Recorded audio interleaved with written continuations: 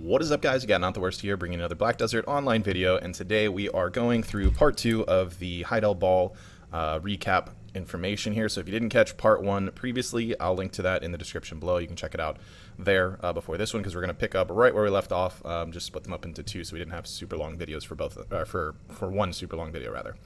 So next up, we've got Fattest Habitat rework, planning to add a new elite mob in the Fattest Habitat. Unlike the previous elite mobs, engaging in combat with the Fattest elite will trigger the other Fattest NPCs in the surrounding area to attack you. The Fattest elite can spawn with one of 3 different weapons, and the strategy required to defeat it will largely depend on the weapon that it's using, and then they break down each type of weapon. Polyforest rework. The reworked Polyforest will become a grind spot that's on par with Gahaz. We're trying to make Polyforest a viable alternative to Gahaz and Crescent Shrine grind spots. They did talk about the issue being that, you know, especially for mid-gear players or players trying to get 2 soft cap from even early on, you're living at Gahaz. I don't know so much about Crescent Shrine, at least on NA servers, but everybody's living at Gahaz for forever, and they want to be able to give viable resource gaining at other spaces too. So that's the idea behind the Polyforest rework, although I think it should be more than just Polyforest, and also scrolls will be an issue, I would imagine, but they may introduce something else that makes it just as valuable, or at least try to. Polyforest loot pool and difficulty will be adjusted. In addition, some unique and fun features will be added to the area, such as treasure shrooms that buff your character when it's defeated. We got the Ash Forest is being prepared for the best of adventurers that have conquered Histria and the underwater dungeons. Recommended AP DP for Ash Forest will be 310 AP and 400 DP. Attacking certain spirits will decrease nearby mobs' DP, but their AP will receive a large boost. Letting down your guard can easily mean death. Ash Forest is currently planned to be released this month. Endgame gearing will no longer just be meant for PvP content. This is pretty exciting, although that gear score is pretty daunting. Taking a look at that, to achieve that, I don't know of any players that have that, although I'm sure there are some that I'm just completely unaware of, but that's pretty ridiculous, or something close to it anyways. So yeah, well, I guess that'll be a thing eventually. Conquest War rework. The current iteration of Node War and Conquest War centered around brute strength. The new Node War will require careful planning and a detailed strategy to effectively win. To give both strong and weaker guilds meaningful goals, we are currently thinking of ideas to unify guilds of one region together, and examples the Balanos Alliance and Calphion Alliance. New PvE content, the Altar of Blood. Altar of Blood is a PvE content that adventurers participate in with their equipped gear. Fundamentally, Altar of Blood is a defense type of game that requires a party of 3 adventurers to defend the altar's relic from waves of monsters. You'll never be able to clear Altar of Blood solely relying on gear and brute strength. Communication and careful coordination with your party members will be required to successfully defend the relic from the hordes of monsters. Altar of Blood is a game mode meant for everyone. A leaderboard ranking system will be implemented for those who wish for a sense of competition. Altar of Blood can also be enjoyed for those who want to play casually with friends and guildsmates. At a first glance, this kind of sounds similar to Savage Rift, but on a smaller scale, so hopefully that's not the case. I'm sure it isn't.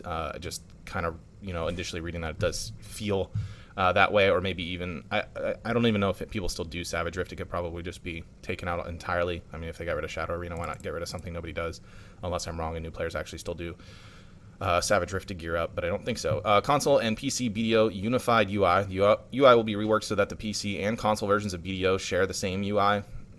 Okay. I mean, sure. I don't see why that matters, but sure.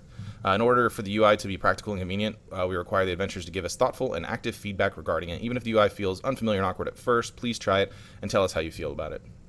Just like with any UI change, you got to give it a little bit of time. We're not going to cover the Shy class because we did a previous video already on that. I'm not going to reread through all the same notes, so just check a few videos back if you want to see that reaction video. The Great Sea. There isn't a ton of people that enjoy exploring the massive sea that BDO offers. However, there are always a handful of you that wanted more of it. We went back to zero and started brainstorming about the game's sailing system and the Great Sea. The previous iteration of sea exploration revolved around fishing and fighting sea monsters. It was difficult for us to come up with a way to combine the previous sailing system with something new, so we decided to rework the entire thing. To begin, there will now be tidal waves and sea breezes. If you're well knowledgeable about the sea, or simply really lucky, you'll be able to sail across the sea at lightning speeds. But on the contrary, if you enter the water with little to no preparation, you'll struggle to navigate at a decent speed. Hiring talented crewmen and equipping your ship with the proper equipment will be necessary to truly defeat the sea. We're also preparing a new type of sea vessel for this update. In addition, the old ships, as well as the ones in development, will all come with reworked controls that'll make sailing more enjoyable than before. Some new islands we're seeing. Each island will come with its own unique storyline and NPCs that accompany it. That looks like a little tiny dude in armor or something, or a statue maybe. A little hall thing there, another island. Some islands are just simply beautiful. To add depth to the Great Sea update, we've added new islands and quests that revolve around them. Each island will be unique to its own name, and they'll all have its own intriguing storyline and content. This screenshot of a ship that is currently in development that's a statement. We're also developing new crewmen that allow you to fire the cannon on your own while controlling the boat's movement. Interesting. The Great Sea Update is filled with different content, so we're planning to divide the update into two. Part 1 of the update will come with the new islands, new ships, and the basic outline of the Great Sea. Part 2 will come with the rest of the content unique to the Great Sea. And there we have it. This ended up being a lot quicker than the first video, mostly because I was able to use InVen Global's abridged version of the notes, so we didn't have to tear through all of the talking speech. So I'm going to link that in the description too if you want to check that out. And it's probably a better resource than the initial one that's posted on the main Black Desert page, because that one's exceptionally lengthy and basically a transcription of the Hedeil ball stream, which a lot of it's just unnecessary information. So that is going to be it for this video. Please let me know what you guys think of the new stuff that's planned coming up. It's interesting that Ash Forest is coming like this month, or so to say, this month, and I mean, I wonder how many people are going to be able to like prep for that in time. Probably something you ease into over time, maybe give it a shot and see. I would imagine it's somewhat doable before what they're claiming the recommended amount is, but who knows, we'll have to check it out. But I want to know what you guys think. Let me know in the comments below your thoughts on any of the new content here, even if it's from the last video. I want to hear from you. And that is it. Be sure to like the video if you enjoyed it. Be sure to subscribe if you are new to the channel so that you get updates or notifications whenever there are updated videos that get released, which is all the time. If you want to catch me live stream on Twitch 4 to 5 days a week, you can check the schedule out on my Twitch page, which is in the description below. And you can also drop a follow on the Twitch page so you get a notification of when we do go live. I am supposed to stream tonight, but I did misplan that because I'm a diehard Toronto Raptors fan, and we're going to be playing tonight, and I definitely want to watch that game, so I don't want to be streaming until after the game, and it might be too late by then, but we'll see. So I have a scheduled stream for 8 p.m. Eastern time tonight, but I will either be super short stream before that or none at all, because I'm definitely not missing it. If we win tonight, we win the whole final, so big deal to me.